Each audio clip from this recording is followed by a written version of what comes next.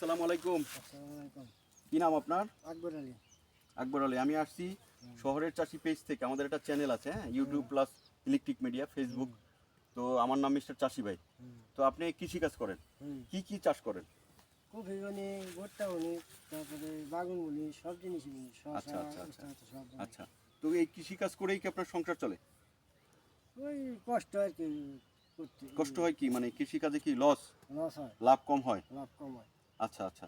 তো সেক্ষেত্রে সরকারের কাছে আপনাদের কোনো আবেদন আছে কিনা যে আপনাদের কি করলে আপনারা লাভবান হবেন বা আপনারা একটু ভালো থাকবেন, সেটা আপনার মনের আবেগটা আপনি প্রকাশ করতে পারেন সরকারের কাছে।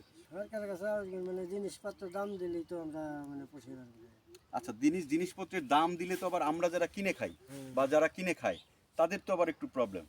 তো সেক্ষেত্রে যদি মানে আমার আমার মতামত হলো, সেক্ষেত্রে যদি সারের দাম বেশি। রাইট সারের দামটা কমিয়ে দেওয়া হয়, হ্যাঁ। কীটনাশকের দামটা কমিয়ে দেওয়া হয়, পানির বীজের দামটা কমিয়ে দেওয়া হয়, বিভিন্ন রকমের মেডিসিন ভিটামিন আইটেমের দাম কমিয়ে দেওয়া হয়, তাহলেই আমাদের জন্য সবার জন্য উপকৃত হয়।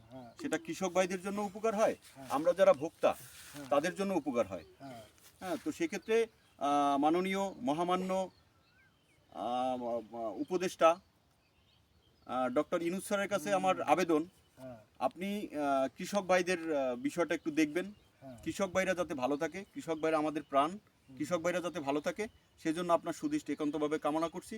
তো বাংলাদেশ কৃষি অধিদপ্তরে আপনার দর্শন, আপনার আগমন আমরা কামনা করি, আপনার বার্তা আমরা কামনা করি।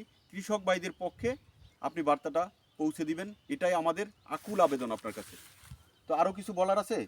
না আর কি কমু, সারের দাম বিষের দাম কমাই দিলেই আপনারা ভালো থাকবেন। হ্যাঁ, মনে করেন কামলা দাম আগে তো কামলা দাম সস্তা, কামলা দাম বেড়ে গেছে, জিনিসের দাম। এখন একজন কামলা নিতে হলে মানে দৈনিক যে লেবার নিতে হলে কত টাকা দিতে হয় হাজিরা?